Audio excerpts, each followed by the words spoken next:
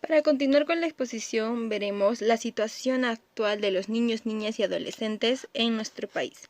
Siguiente, por favor. Primero, el país ha avanzado en el marco normativo y en planes a favor de la infancia. Esto ha llevado a la mejora de algunos indicadores como lo que son la mortalidad, la tasa de mortalidad y el acceso a la educación en niños y adolescentes. La mejora de la situación de la infancia es lenta.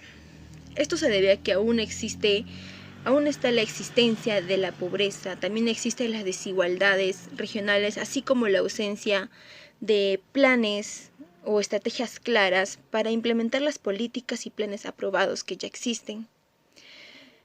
Un rápido examen de la situación de salud, educación y protección que se realizó a niños, niñas y adolescentes indican que se necesita tomar decisiones inmediatas para poder ayudar a nuestros niños y adolescentes. Vamos a hablar rápidamente de estas necesidades que se presentan en nuestro país. Los hemos dividido en 3 dimensiones. Siguiente, por favor. La primera es la dimensión de la salud. Los indicadores de salud han mejorado en los últimos años y se espera que sigan mejorando. Sin embargo, el ritmo de estas mejoras son lentos. ¿Por qué se debe esto? Como ya lo mencionamos, se debe a que todavía no se han superado las desigualdades regionales, las desigualdades económicas de los grupos sociales que existen, y tampoco ha mejorado la ubicación del Perú, de nuestro país, frente a otros países latinoamericanos. Además, nuestro país tiene problemas de salud propios del viejo perfil epidemiológico, como lo que son las enfermedades respiratorias agudas, y también presenta problemas del nuevo perfil, como la transmisión del VIH-Sida a niños y niñas. Siguiente, por favor. Lo hemos dividido en 3 puntos. El primero es el crecimiento y desarrollo durante la primera infancia. Entre los principales problemas que influyen en un buen desarrollo de la infancia, tenemos que gran parte de los niños y adolescentes que viven en las zonas rurales sufren de anemia. Y no solo se ve en los niños, también en los adolescentes, incluso en madres gestantes y madres que dan de lactar. Muchos de estos casos siendo madres adolescentes. La anemia también afecta incluso se han presentado casos de niños con anemia menores de 2 años. Esto es muy preocupante. Siguiente, la mortalidad infantil. La tasa de mortalidad infantil se ha ido reduciendo en el Perú. Algunas de las causas pueden ser enfermedades perinatales, las infecciones respiratorias agudas y la desnutrición, etc. En la mortalidad infantil existe una gran diferencia de lo que es las zonas rurales y las zonas urbanas, siendo las zonas rurales más afectadas por la mortalidad infantil. La nutrición infantil. La carencia de nutrientes específicos como hierro y vitamina A. En muchos casos se da que afecta a los niños menores de 2 años, siendo ellos los más afectados. Por la anemia, el área rural es la más afectada, pero en el área urbana la cifra es también preocupante. Sí, como dijimos, la zona rural es la que se ve más fuertemente afectada por los índices de la anemia. El último punto sería, también está la desnutrición crónica. Las regiones de la sierra y la selva son las más fuertemente afectadas, otra vez siendo la zona rural las que lideran estas cifras. Debería procurar que nuestros niños sean los más saludables, pero vemos que estos son los más afectados con respecto a la desnutrición crónica. Bien, siguiente diapositiva, vamos a hablar de la siguiente dimensión, que es la educación. La inasistencia a la escuela. La asistencia escolar ha mejorado a nivel nacional, pero pese a esto, aún existen las diferencias que vienen a ser socioeconómicas, diferencias de edades, las diferencias de sexo, ya que vemos que en algunos casos, como son de las zonas rurales, son los niños los que más asisten a la escuela que las niñas. Siguiente punto. La mayor falta de asistencia proviene de hogares en situación de pobreza. Se ha visto que la mayor parte de las cifras de inasistencia se ven en los niños o adolescentes que provienen de hogares pobres, pero esto también se ve en hogares que no presentan índices de pobreza, siendo todavía en cifras no tan elevadas. Siguiente sería el atraso y el abandono escolar. Se ven asociados a los pocos recursos económicos. ya que vemos que en algunos casos los padres no cuentan con el suficiente ingreso económico para poder mantener a sus niños en los colegios, ya que demandan el gasto de útiles escolares, el gasto de los pasajes en transporte, lo cual impide que muchos niños puedan seguir estudiando.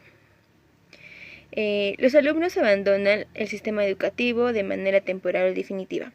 Este caso se da más en los alumnos que transcurren el nivel de secundaria, ya que los alumnos a esta edad deciden empezar a trabajar para poder apoyar en casa, poder apoyar a los padres, generar ingresos económicos para poder solventar los gastos que se demandan en el hogar. Otro punto muy importante en lo que es la educación es la inclusión de niños con discapacidad.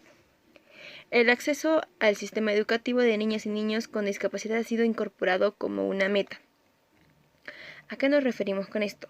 En muchos colegios los docentes han sido capacitados y también en las instituciones de atención especial temprana se han incorporado más docentes especializados y capacitados para poder atender a estos niños que requieren una mejor atención más dedicada y con más tiempo. Siguiente diapositiva, por favor. Vamos a ver ahora la dimensión de la protección de los derechos. El trabajo infantil. En las regiones de la sierra el trabajo infantil es mayor, seguido por la selva y por último la costa. Siendo estos casos que se dan entre niños y adolescentes de los 6 años hasta los 17 años, 18 años de edad. Edades en las que nuestros niños y los adolescentes deberían estar estudiando, los vemos en las calles trabajando, los vemos en diferentes zonas pidiendo limosnas a los niños, los vemos anteriormente se veía a jóvenes adolescentes en el Avelino haciendo de trasladando productos y mercancías. Veíamos mucho de esos casos. Esto es un factor muy importante y muy significativo que se da. Ya como lo mencionamos, son los adolescentes los que más deciden abandonar el colegio por apoyar en el hogar. En el maltrato influye el nivel educativo de los padres. Se dice que mientras el padre o la madre tenga menores niveles de educación, más alto será el riesgo de que el niño que vive en ese hogar sufra de violencia o maltrato infantil. Siguiente punto sería, la mayoría de casos de abuso sexual tienen como victimario a un miembro de la familia. Quiere decir que aquellas niñas que vemos de casos de violación que son de 13 a 14 años, normalmente son aquellas que han sido ocurridas dentro del hogar, que el victimario, como lo dice, fue el padre, o fue el hermano, o fue el tío, o fue el padrastro. Y esto es increíble, donde se supone que el hogar debería ser el lugar donde estemos más seguros, es donde pasan estos casos con más frecuencias. El siguiente punto es la explotación sexual comercial infantil. Los explotadores por lo general no actúan individualmente, se valen de redes u organizaciones criminales para captar a sus víctimas. Tenemos, por ejemplo, aquellos anuncios en los que se piden jóvenes para trabajar, señoritas, que muchas veces son falsos, que solo lo hacen para llamar la atención de niños y, por decirlo, reclutarlos para esto que es la explotación sexual comercial. También vemos muy latente lo de las redes sociales, donde más caen los niños y adolescentes. También en muchos casos se ha visto que hay jóvenes que se dedican a enamorar a jovencitas para poderlas raptar o capturar. Otro punto sería, se distinguen las modalidades del turismo sexual, trata con fines de explotación sexual, la pornografía infantil y la explotación sexual remunerada. Se conocían estos tipos, pero a causa de que este problema se ha ampliado tanto en modalidades como en las zonas focalizadas en las que se tenían con más frecuencia, actualmente no se sabe las cifras verdaderas de cuántos casos existan de la explotación sexual en nuestro país. Otro punto es, por lo general se da en lugares donde se encuentran hombres solos, como los puertos, las minas y los lugares turísticos. En nuestro país tendría que ser las zonas de la selva, donde vemos que hay más minería ilegal, y esos hombres que se dedican a trabajar ahí en las minas ilegales buscan saciar, por decir así, sus necesidades en lo que son niñas jovencitas que son llevadas en contra de su voluntad para estar ahí y atenderlos.